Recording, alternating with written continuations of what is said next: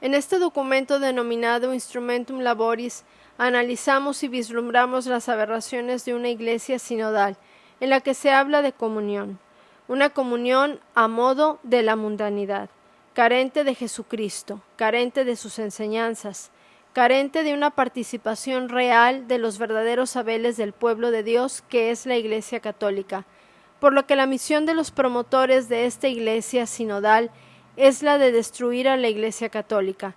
El título que emplean, instrumento de labor o trabajo, es destructivo de las conciencias y las almas, tanto de los ingenuos católicos como la de los que ya forman parte de la Iglesia sinodal, y para aquellos que la lleguen a integrar. En el punto 7 dice, abro comillas, la primera fase ha renovado nuestra conciencia de que llegar a ser una iglesia cada vez más sinodal manifiesta nuestra identidad y vocación. Cierro comillas. La Iglesia Católica muestra nuestra identidad con Jesucristo. La sinodal es una pseudoiglesia formada conforme a los vientos del mundo. En este mismo numeral dice, abro comillas, para llegar a ser verdaderamente discípulos y amigos de aquel Maestro y Señor que dijo de sí mismo, yo soy el camino. Cierro comillas. No es un Señor y Maestro X, es Jesucristo, con las dos naturalezas, la divina y la humana, por eso es luz, camino, verdad y vida, mientras la sinodalidad no nos ofrece más que las tinieblas, las mentiras de sus decires, y el camino nos lo presenta al insistir que caminemos en Macoya sin Jesucristo. Por lo tanto, la vida que la sinodalidad ofrece es efímera. Después, en el punto 15, mencionan, abro comillas, como iglesia capaz de acoger y acompañar, aceptando los cambios necesarios en normas, estructuras y procedimientos. Lo mismo se aplica a muchos otros temas que subyacen. Cierro comillas. Nos dicen taimadamente que nos preparemos para cambios en el magisterio de la Iglesia, introduciendo permisos para modificar mandamientos, sacramentos, derecho canónico y contenidos teológicos, planes de estudio de los seminarios con la banderita de la escucha y del discernimiento mundano. El espíritu es uno y su aplicación no tiene variantes, cosa que el pseudoespíritu de la sinodalidad batea para todos lados, mientras el Espíritu Santo nunca se contradice. El que tiene amor a Jesucristo se apega a la verdad de sus enseñanzas. El que no se inclina por la corriente de la sinodalidad. La sinodalidad nos lleva a la aceptación del decir mundano, y para estar en comunión con Jesucristo debemos estar en comunión con sus enseñanzas. En el punto 29 mencionan, abro comillas, estamos ante el misterio inagotable y santo de Dios, y debemos permanecer abiertos a sus sorpresas, mientras peregrinamos hacia el reino. Cierro comillas. El que vive en Jesucristo no tiene sorpresas, porque sabe el ABC de sus enseñanzas, que no cambian y son inmutables. Escuchar al otro o a los demás no necesariamente es escuchar al Espíritu Santo, sobre todo si su comentar es acerca de sus caprichos personales y está alejado de las enseñanzas de Jesucristo. Aquí se corre el riesgo de que el discernimiento en la inspiración del Espíritu Santo que surge de la palabra de Jesucristo se pierda, confunda o diluya. La voz del Espíritu Santo no tiene que ver con dejarnos llevar por sentimentalismos, sino aplicar las realidades expuestas en la palabra de Jesucristo en nuestras vidas y a nuestras problemáticas particulares. Comunión, misión, participación. No puede haber comunión si los participantes tienen diferentes puntos de vista, por lo que la misión no tendrá un contenido para una meta clara y la participación será a modo de los que la forman, por lo que la comunión y misión no se dan. Hablan de un caminar juntos, mas sin embargo Jesucristo fue bien específico al señalar el camino, ya que el que quiere estar en ese camino tiene que caminar con Jesucristo, que es el camino, la verdad y la vida. Los señores sinodales lo único que logran es llevar a su supuesto camino el parloteo de unos y otros faltos de congruencia. Mencionan que la vida sinodal busca encontrar la unidad en la diversidad, aceptándola como es y sin dejar sus errores buscan justificar los comportamientos anómalos a las enseñanzas de Jesucristo, aceptando que no cambien su estilo de vida. Están como los protestantes. Vive como quieras, que al final eres salvo. Corresponsables en la misión. Cómo compartir dones y tareas al servicio del Evangelio. Pedro y los apóstoles llegaban a una comunidad y predicaban el Evangelio, y los habitantes aceptaban la palabra de Jesucristo, se bautizaban, se convertían y cambiaban su estilo de vida pagano por el de una convivencia de verdadera caridad cristiana. En la iglesia sinodal se busca vivir en una comuna hippie, donde no hay una conversión, un arrepentimiento y un buscar servir a Dios haciendo su voluntad, es decir, viviendo sus mandamientos y enseñanzas. En la iglesia que fundó Jesucristo se manifiesta el amor de Dios. La misión es hacer que cada persona abra su corazón al amor de Dios, y de esta manera construimos el reino de nuestro Señor Jesucristo, más que una comunidad democrática de personas inclusivas. En una misión cada uno tiene sus dones, los cuales no todos, aunque se aporten, pueden ser utilizados. El solo hecho de hacer presencia permite que la misión de evangelizar sea posible, mientras la sinodalidad no tiene márgenes, por lo que atropellan la misión. Para la sinodalidad es muy importante la dignidad bautismal, y nos podemos dar cuenta que para ellos la dignidad bautismal de los hombres no es igual al de las mujeres. Así lo expresan. Por lo tanto, señores sinodales, en la iglesia sinodal pronto veremos señoras obispas. Participación, responsabilidad y autoridad. ¿Qué procesos, estructuras e instituciones son necesarios en una iglesia sinodal misionera? En la práctica de la sinodalidad se busca una participación enfocada en el florecimiento humano y en la humanización de las relaciones del corazón para la comunión sinodal. Señores sinodales, cualquier iglesia que, apartándose de Jesucristo, se funda en el ser humano como su centro, está destinada al fracaso. Hablan de un anonimato en la colectividad. Para Jesucristo no hay anonimato. Él nos conoce personal e íntimamente a cada uno de nosotros, y por cada uno murió en la cruz. En su amorfa sinodalidad se inquietan por la participación de todos y por quién ejercerá la autoridad. Señores sinodales, no se preocupen por una autoridad eclesial sinodal, ya que en la iglesia sinodal no debería de existir ninguna autoridad, pues todos son iguales, dada su multimensionada dignidad bautismal, por lo que no existe pirámide, sino una línea horizontal. En la iglesia sinodal se buscará un cambio de instituciones, estructuras, cultura y espiritualidad, mediante una conversión a través de una formación.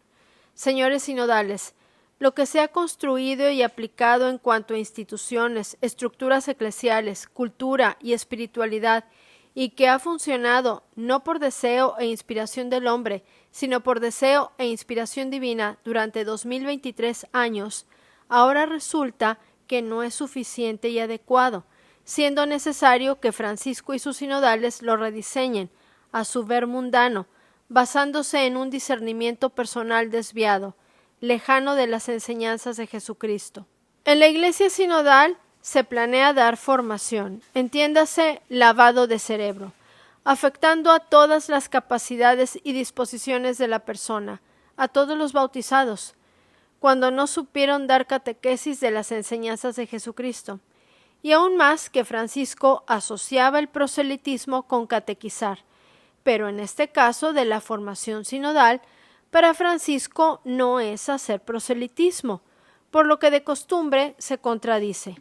También se mencionan los procesos de toma de decisiones en clave sinodal. Si la sinodalidad es que todo mundo participe, es decir, todos serían voces cantantes, eso significa que ante cualquier situación o problema que surja en la iglesia particular o diocesana o universal, todos tendrán derecho a opinar y a ser escuchados. Mas no se define claramente cómo es la toma de decisiones, ya que en el documento de la etapa continental se decía que no iba a haber democracia, pero tampoco se ejercería la autoridad, así que habría un vacío en la toma de decisiones.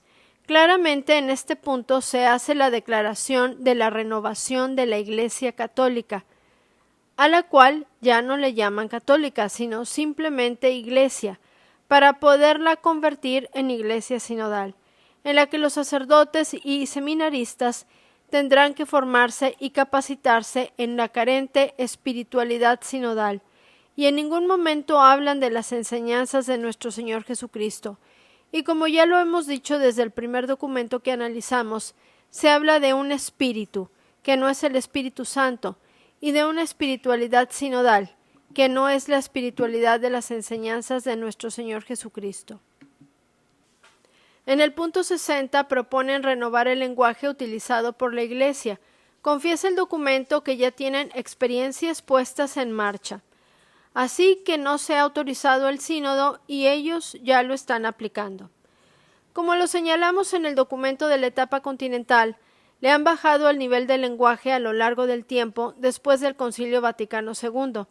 La liturgia, la predicación, la catequesis y el arte sacro forman parte de la motivación para el acercamiento a Dios.